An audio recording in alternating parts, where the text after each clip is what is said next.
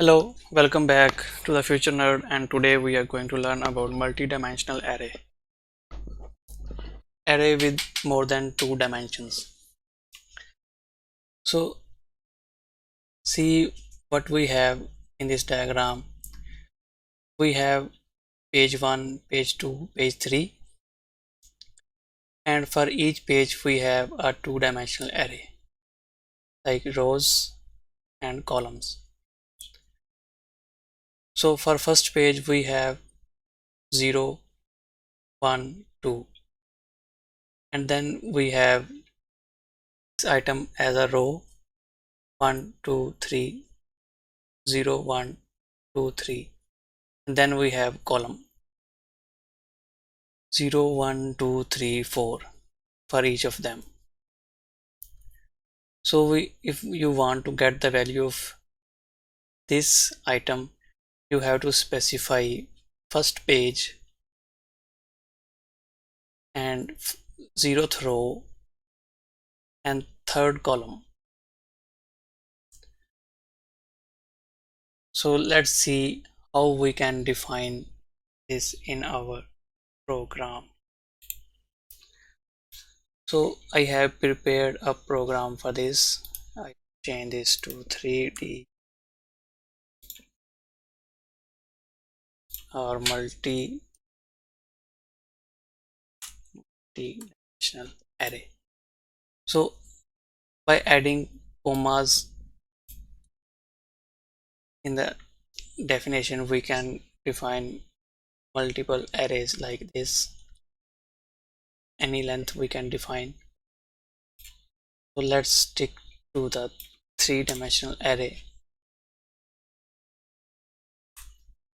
0, 1, 2. This would be the page, this would be row, and this would be column. So how we can set the values in the three-dimensional array? As you can see in the diagram, at first we have pages 0, first and second. So we have to define our page first. We have two pages, and then we have three rows and three columns. You can change it to 2 if you want. Two pages, sorry, two columns. So let's revert this, and you can change the pages if you want. You have more than two pages, you can add another page, another page, another page, another page. We have 1, 2, 3, 4, 5, 6 pages, and the index of that pages would be 0 or 0 index. At the first position we would get the items from this page. If we specify first page at the let me show you. I would be the page, J would be the row, and K would be the column. If we specify 0 at first position, it would get the values from there, and if we specify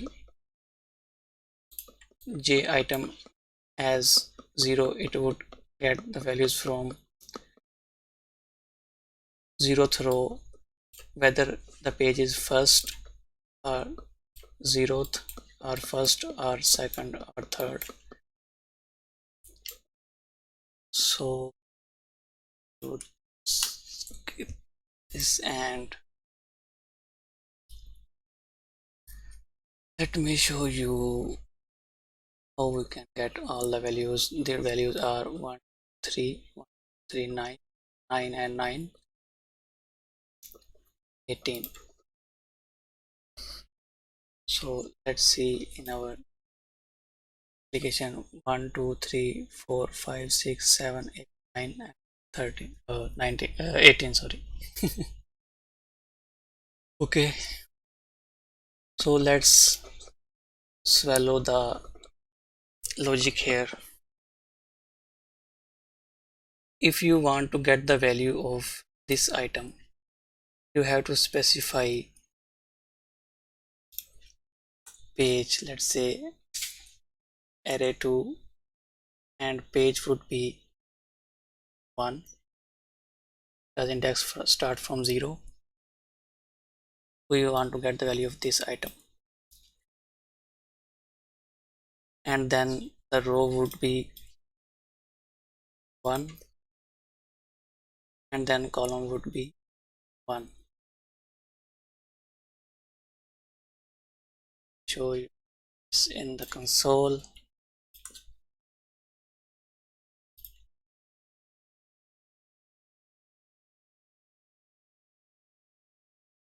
This paste it here, run it again. So we get 2 from this element. Okay, let's get this from this value from the console, from the array. So we would specify first page, second row, and second column 0 1 2. Second column would print 3 console. You can get the value, you can set the value by specifying the index. Okay, what is happening in the for loops? Let me show you. As we can see that we have pages, rows, and columns. So we have to specify 3 loops. First would get the pages, that is the outer loop, and it is start from 0 and ends if the I value is greater than 1. So for the pages we have first for loop, second for loop for the rows, and the third for loop for columns. So that's it. See you in the next lecture. Bye bye.